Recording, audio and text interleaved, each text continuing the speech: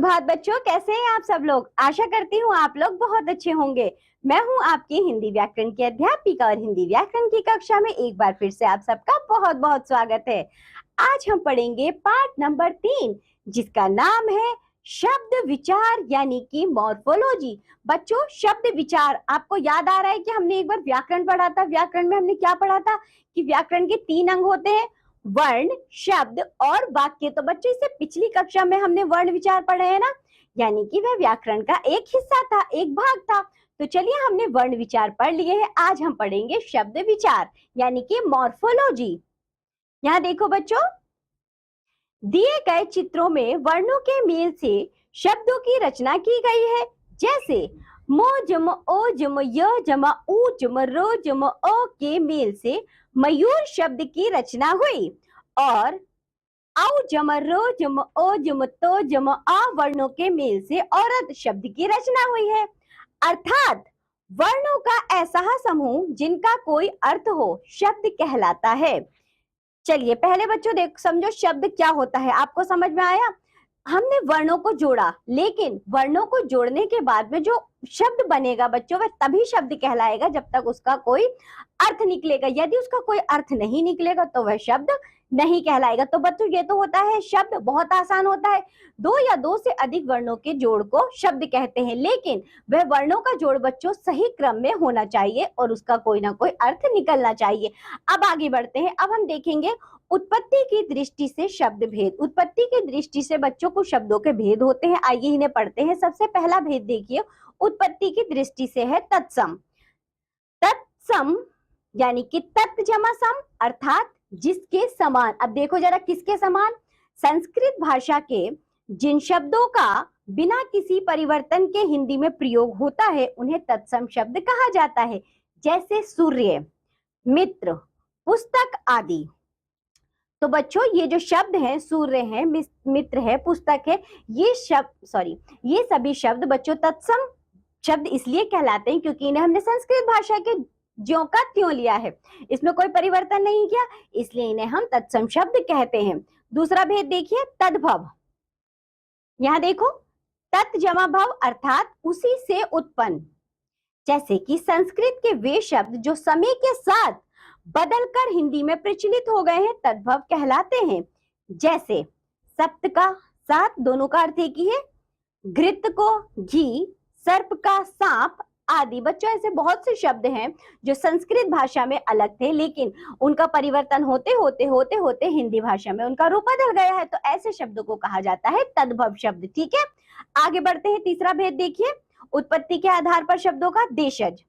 देशज का अर्थ है देश में उत्पन्न। इन शब्दों का स्रोत संस्कृत या कोई विदेशी भाषा नहीं, अपितु इन शब्दों का जन्म और विकास साधारण जनमानस जन समाज में होता है। जैसे झाड़ू, टिबिया, खिड़की। बच्चों, ऐसे और भी अन्य शब्द होते हैं जिनकी उत्पत्ति हमारे देश में होती है लेकिन हमें जनमानस के बीच होती है। इन्हें हम बच्चों क्या कहते हैं? देशी शब्द कहते हैं। आगे देखिए, विदेशज शब्द। हिंदी पर अनेक भाषाओं का प्रभाव है। हिंदी में अंग्रेजी के शब्द प्रचलित हो गए हैं, वे विदेशज शब्द कहलाते हैं। जैसे डॉक्टर, कॉलेज, स्कूल, रेडियो आदि। तो बच्चों, जो शब्द हम विदेशों की भाषाओं का प्रयोग, जिन शब्दों का प्रयोग हम विदेशी भाषा बच्चों, कुछ शब्द ऐसे हैं जो विदेशी भाषा से हमारी भाषा में आ गए, लेकिन हम उनका प्रयोग अपनी भाषा की ही तरह करते हैं, लेकिन वह शब्द कहलाते हैं बच्चों विदेशी शब्द। आगे बढ़ते हैं। ये तो थे बच्चों उत्पत्ति या स्रोत के आधार पर शब्दों के भेद, तत्सम, तद्भव, देशज और विदेशीज। अब हम पढ़ेंगे प्रयोग के आधार पर शब्द के भेद। यहाँ देखो, प्रयोग के आधार पर सबसे पहले विकारी शब्द। जिन शब्दों का रूप वाक्यों में प्रयोग करते समय बदल जाता है वे विकारी शब्द कहलाते हैं। जैसे कि बच्चों, लिंग के आधार पर देखो किस तरह रूप बदल जाता है। लड़का पढ़ता है, यदि हमने लड़के के स्थान पर लड़की कर दिया, लिंग बदल गया। तो बच्चों, पढ़ता के स्थान पर क्या हो गया? पढ़ती हो गया, यानी कि रूप परिवर्तित हो गया। इसी तरह देखो, वचन के आधार पर लड़का पढ़ता है, ठीक है, हमने कहा लड़के पढ़ते हैं, तो बच्चों क्रिया बदल गई। कारक के साथ देखो, लड़का पढ़ता है, लड़के को पढ़ने दो, तो बच्चों यहाँ भी रूप परिवर्तित हो गया, यानी कि लिंग वचन कारक के अनुसार वाक्यों में परिवर्तन होता है, जिन शब्दों में परिवर्तन होता है उन्हें हम विकारी शब्द कहते हैं। आगे देखो बच्चों, अविकारी शब्द, ऐसे शब्द जिन पर लिंग, वचन, कारक के बदलने का कोई प्रभाव नहीं पड़ता, अविकारी शब्द कहलाते हैं। जैसे धीरे धीरे, तेज, तुरंत आदि। तो बच्चों जो धीरे धीरे शब्द है, आप इसे चाहे बहुवचन में लगाइए, चाहे किसी और लिंग के साथ लगाइए, ये अपना अर्थ परिवर्तित नहीं करेगा, तो ऐसे शब्दों को अविकारी शब्द कहा जाता है। चलिए आगे बढ़ते हैं। विकारी शब्द के भेद देखो। विकारी शब्द के भेद होते हैं बच्चों संज्ञा, सर्वनाम, विशेषण और क्रिया। अविकारी शब्द के भेद होते हैं क्रिया विशेषण, संबंध बोधक, समुच्चय बोधक और विस्मयादि बोधक। अब बच्चों हम शब्दों को पढ़ेंगे अर्थ के आधार पर शब्द के भेद। अर्थ के आधार पर शब्द के दो भेद होते हैं, सार्थक और निरर्थक। सबसे पहले देखो सार्थक शब्द, जिन शब्दों में अर्थ ध्वनित होता है वे शब्द सार्थक शब्द कहलाते हैं। जैसे महल, पीपल, तरबूज।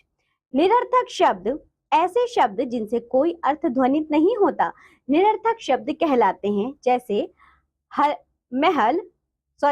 जैसे हलम, बूजरत। तो बच्चों हलम मैंने कहा, बूजरत मैंने कहा, तो क्या इनका कोई अर्थ निकला? नहीं, जिन शब्दों का कोई अर्थ नहीं निकलता उन्हें निरर्थक शब्द कहते हैं। तो चलिए बच्चों, ये थे शब्द जिन्हें हमने पढ़ा। बच्चों सबसे पहले हमने उत्पत्ति स्रोत के आधार पर शब्दों का भेद पढ़े, उसके बाद हमने बच्चों किसके आधार पर पढ़े, उसके बाद बच्चों प्रयोग के आधार पर हमने शब्दों के भेद पढ़े, और उसके बाद बच्चों हमने अर्थ के आधार पर शब्दों के भेद पढ़े। आइए अब देखिए जरा अध्याय एक दृष्टि में, वर्णों का समूह जिनका अर्थ हो शब्द कहलाता है। उत्पत्ति की दृष्टि से शब्दों के चार प्रकार हैं, तत्सम, तद्भव, देशज, विदेशज। अर्थ के आधार पर शब्दों के दो प्रकार होते हैं, सार्थक और निरर्थक। हमने जो पाठ पढ़ा है उस पाठ से संबंधित अभ्यास कार्य करते हैं। पहला देखो, बहुविकल्पीय प्रश्न यानी कि मल्टीपल चॉइस क्वेश्चंस। देशज का अर्थ है देश में उत्पन्न। जिन शब्दों का रूप वाक्यों में प्रयोग करते समय बदल जाता है वे विकारी शब्द कहलाते हैं। विकारी शब्द के चार भेद होते हैं, संज्ञा, सर्वनाम, क्रिया, विशेषण।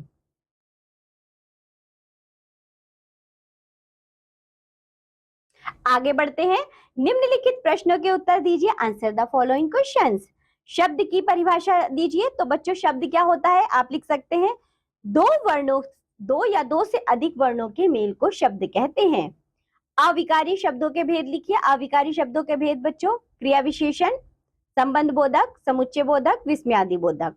विकारी शब्द के भेद आप लिख सकते हैं बच्चों, विकारी शब्द के भेद होते हैं संज्ञा, सर्वनाम, क्रिया और विशेषण। तद्भव व तत्सम में अंतर बताइए बच्चों, आप बता सकते हैं। तद्भव शब्द वह शब्द होते हैं जो संस्कृत भाषा से हमारी भाषा में आकर अपना रूप परिवर्तित कर लेते हैं। तत्सम शब्द वह शब्द होते हैं जो बच्चों ज्यों के त्यों प्रयोग किए जाते हैं, जिस तरह वह संस्कृत भाषा में प्रयोग होते हैं उसी तरह हम उनसे हिंदी भाषा में भी प्रयोग करते हैं। देशज व विदेशज शब्दों में अंतर लिखिए। देशज शब्द बच्चों अपने ही देश में उत्पन्न होते हैं, विदेशी शब्द वे होते हैं जो बाहर के देशों से यानी कि विदेशों से हम ग्रहण करते हैं। सार्थक व निरर्थक में क्या अंतर है? सार्थक शब्द वह शब्द होता है जो बच्चों कोई अर्थ देता है, जो शब्द कोई अर्थ देता है उसे सार्थक कहते हैं, जो शब्द कोई अर्थ नहीं देता है उसे हम निरर्थक शब्द कहते हैं। चलिए अब आगे बढ़ते हैं, रिक्त स्थान भरिए, फिल इन द ब्लैंक्स। सार्थक वर्ण समूह डॉक्टर, कॉलेज, चेयर विदेशी शब्द हैं। जिन वाक्यों में प्रयोग करते समय शब्द बदल जाता है तो बच्चों वह क्या कहलाता है? जल्दी बताओ, विकारी कहलाता है। विकारी शब्द के चार भेद हैं। अब आगे बढ़ते हैं, निम्नलिखित शब्दों के तत्सम शब्द लिखिए, राइट द प्रॉपर वर्ड्स। जैसे कि बच्चों 5, तो अब मुझे बताओ इसका तत्सम क्या होगा बच्चों? 5 का 5 ही रहेगा। बच्चों निम्नलिखित शब्दों के तत्सम शब्द लिखिए, यानी कि यहाँ 5 दिया गया है तो बच्चों यहाँ क्या हो जाएगा? पंचम। ऊंट का होगा उष्ट्र, कान का होगा कर्ण। इसी तरह बच्चों आगे के आप खुद से लिखेंगे। निम्नलिखित शब्दों में सार्थक शब्द लिखिए, right the words of the following. बच्चों सार्थक शब्द लिखना है। यहाँ देखो घट नप दे रखा है आपको, इसमें वर्ण तो दिए हैं आपको 4, लेकिन उनका जो क्रम है बच्चों वह अलग है। क्रम अलग करने से ये शब्द तो बन ही नहीं रहा, क्योंकि ये तो कोई अर्थ ही नहीं दे रहा। यदि हम प पहले न बाद में घट साथ में लिख दें तो क्या हो जाएगा, पनघट, जो कि एक अर्थ दे रहा है। तो आप यहाँ पनघट लिखेंगे और यहाँ बच्चों आप लिख सकते हैं बहन, और ये हो जाएगा बच्चों नाड़, यहाँ हो जाएगा बच्चों बहन। इसी तरह और भी शब्द आगे दिए गए हैं जिनका क्रम अलग है बच्चों, वर्णों का क्रम गलत है, उन्हें आप ठीक करके लिखेंगे। चलिए आगे बढ़ते हैं। कोई 5 विशेषण शब्द लिखिए, राइट एनी 5 एडजेक्टिव वर्ड्स। बच्चों आप यहाँ लिख सकते हैं 5 विशेषण शब्द। विशेषण आपने पढ़े हैं पिछली कक्षाओं में, क्या होते हैं बच्चों बताओ, विशेषण क्या होते हैं? जैसे कि काला, ईमानदार, मूर्ख, तो ये सब विशेषण कहलाते हैं। आप इन्हें खुद से लिखेंगे। चलिए आगे बढ़ते हैं। कोई 5 सार्थक व 5 निरर्थक शब्द लिखिए, राइट एनी 5 वर्ड्स। बच्चों आप यहाँ लिख सकते हैं पानी, वानी, चाय, शाय, रोटी, वोटी। इसी तरह 2 आगे के आप खुद से लिखेंगे। चलिए आगे बढ़ते हैं। निम्न चित्रों को पहचानिए और इसके तत्सम और तद्भव शब्द को लिखिए। ये क्या है बच्चों? आग है ये। अब इसका तत्सम रूप क्या होगा पहले ये बताओ मुझे। अग्नि आप यहाँ लिख सकते हैं, और इसका तद्भव रूप क्या होगा? आग। आप यहाँ आग लिखेंगे। इसी तरह देखो बच्चों, ये क्या है चित्र, ये क्या है पत्ता। पत्ता तो तद्भव रूप हो जाएगा और पत्र इसका तत्सम रूप हो जाएगा। इसी तरह ये चित्र क्या है बच्चों, हमें तो ये सांप पता है, तो सांप तो हमारा होगा तद्भव रूप, और जो सर्प होगा वह हमारा तत्सम रूप कहलाएगा। इसे आप लिख देंगे। चलिए आगे बढ़ते हैं। निम्नलिखित निरर्थक शब्दों से सार्थक शब्द बनाइए तथा दिए गए स्थान पर चित्र भी बनाइए। बच्चों यहाँ देखो, हमें चित्र दिया गया है, लेकिन जो नीचे शब्द लिखा है वह निरर्थक है, क्योंकि वह अर्थ नहीं दे रहा है। तो आइए इसका एक सार्थक शब्द बनाते हैं। वह होगा बच्चों तरबूज, ये होगा सूरज, और ये है बच्चों नाशपाती। आगे बढ़ते हैं। नीचे लिखे शब्दों में से तत्सम, तद्भव और विदेशी शब्द को छांटकर लिखिए। बच्चों आपको देखो तत्सम, तद्भव और विदेशी शब्द 3 कॉलम दिए गए हैं, नीचे कुछ शब्द भी दिए गए। आपको तत्सम के स्थान पर तत्सम, तद्भव के स्थान पर तद्भव और विदेशी के स्थान पर विदेशी शब्द लिखना है। जैसे पहला देखो बच्चों डॉक्टर, तो आप डॉक्टर विदेशी शब्द यहाँ लिखेंगे। पेन विदेशी शब्द है, आप यहाँ लिखेंगे।